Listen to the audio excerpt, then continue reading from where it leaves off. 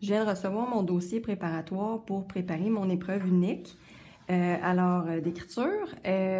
Donc, j'ai plusieurs textes sur le même sujet dans ce document-là. Puis, je connais pas le sujet d'avance. Alors, je pourrais pas préparer tout de suite mes idées, qu'est-ce que je vais mettre dans mon texte. J'ai juste droit à une feuille de notes que je vais me faire à partir de mes lectures. Alors, ce que je vais faire, c'est que je vais procéder en trouvant les idées principales des paragraphes dans chacun de ces textes-là. Alors, c'est certain que je vais devoir lire tous ces textes-là, mais faut que je commence par un. Alors, je vais commencer par le texte Les rebelles des poubelles parce que je remarque que les paragraphes sont très gros.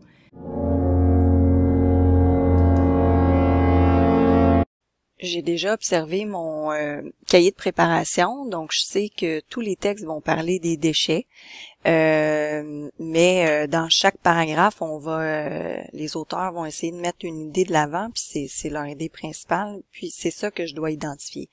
Donc, je dois lire un paragraphe à la fois pour réussir à trouver l'idée principale. Ce paragraphe-là s'appelle « La face cachée des déchets ». Selon les derniers chiffres gouvernementaux, chaque Canadien a produit plus d'une tonne de déchets en 2006. Alors que 99% des ressources prélevées dans la nature deviennent des déchets en moins de 42 jours, le mouvement Zéro déchet prône un changement radical de notre rapport à la consommation.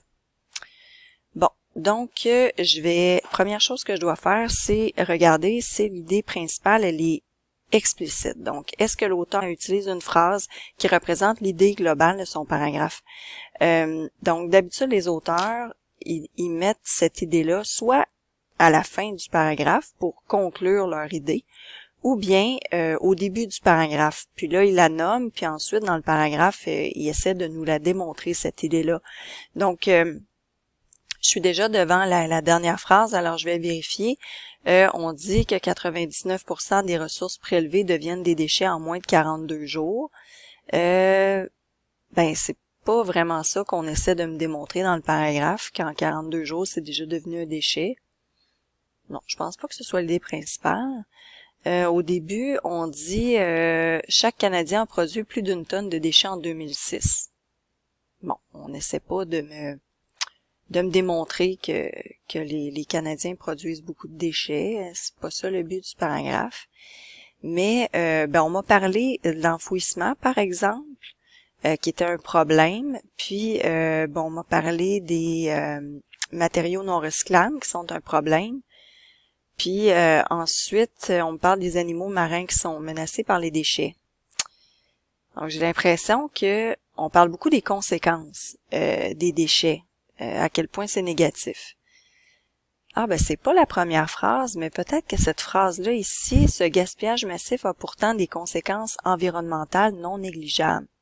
Donc, on parle de 3 conséquences environnementales dans ce paragraphe-là. Donc, ça, je pense bien que ce serait mon idée principale. Alors, je vais la souligner. Puis en plus, j'ai mon intertitre qui s'appelle La face cachée des déchets. Donc, ce qu'on connaît pas sur les déchets, c'est à quel point ils sont dommageables pour l'environnement. Donc, ça va très bien ensemble.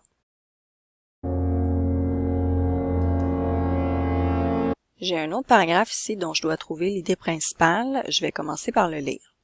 Vers une société zéro déchet? Parmi les solutions les plus évoquées par les défenseurs du zéro déchet pour réduire les déchets à l'échelle nationale, on retrouve la taxation des emballages inutiles, voire leur interdiction. Je pense que plus le mouvement est local, plus nous pouvons changer les choses rapidement. Donc, je suis à la fin du paragraphe, alors si je regarde la dernière phrase, c'est une citation, c'est ce que la personne pense. Je pense que plus le mouvement est local, plus nous pouvons changer les choses.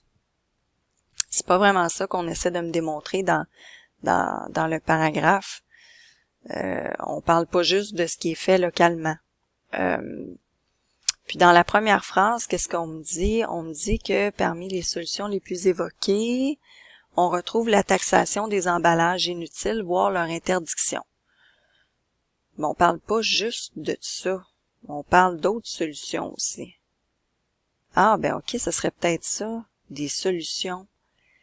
OK, donc l'idée principale, est pas dite explicitement dans le paragraphe, mais je pourrais sélectionner des mots-clés qui m'aideraient à la formuler, cette idée principale-là.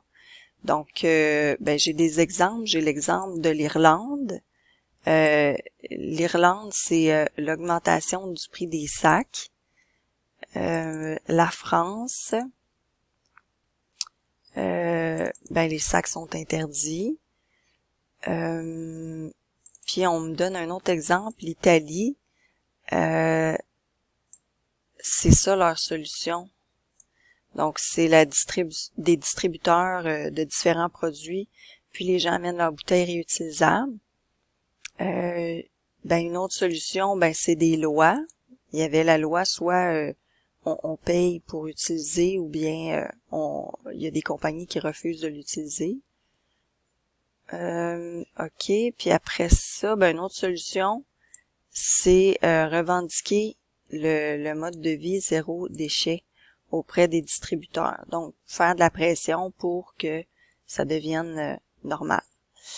OK, donc je pense que j'ai assez de mots-clés. Maintenant, à partir de mes mots-clés, je vais devoir formuler l'idée principale dans la marge parce qu'elle n'est pas présente dans mon paragraphe. Alors, si je regarde mes mots-clés, ce que je comprends, c'est que il y a plusieurs pays.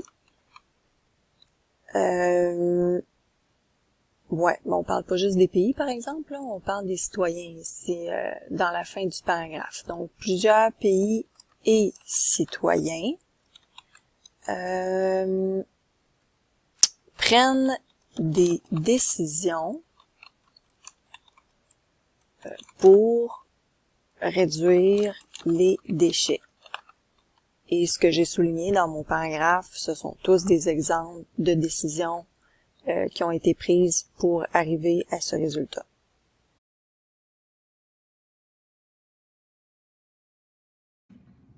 J'ai annoté tout mon texte, j'ai trouvé mes idées principales. Là, il faut que j'organise ces informations-là sur ma feuille de notes parce que j'ai pas droit à mes textes le jour de l'examen.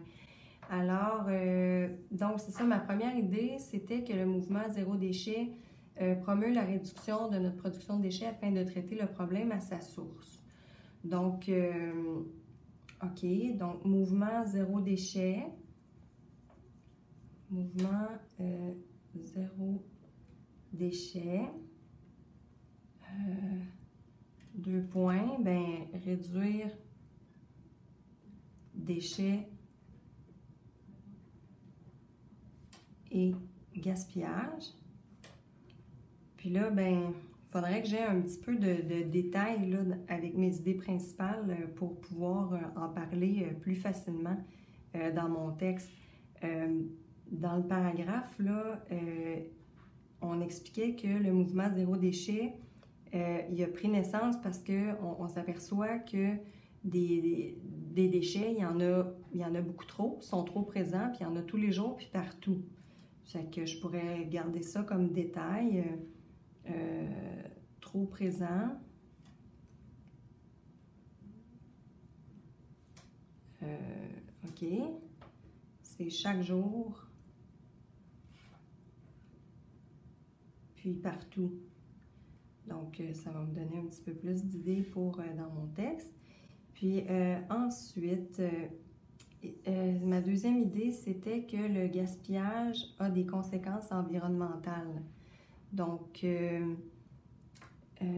déchets, il faut que je l'écrive en mots-clés parce que je ne peux pas recopier directement l'idée qui est écrite dans le texte parce que ça va être du plagiat. Fait que je vais aller en mots-clés, ça va être plus facile. Déchets égale conséquences. Donc là aussi, il faudrait que j'ai des exemples à donner dans mon texte si jamais je dois parler de cette idée-là. Donc, je l'ai dit tantôt, il y en avait plusieurs des conséquences. La première, c'était l'enfouissement des déchets. Puis l'enfouissement des déchets, ça faisait en sorte qu'il y avait du méthane. Puis le méthane, c'est un gaz à effet de serre. C'est sûr que c'est pas bon. Ensuite, c'était quoi l'autre affaire? faire, c'était... Ah oui, il y a beaucoup de pollution. La troisième idée, ah oui, ça parlait que si on observait la règle des 3 R, on pouvait réduire notre quantité de déchets. Mais c'est vrai, par exemple, que ça, c'est comme ce que des citoyens peuvent faire.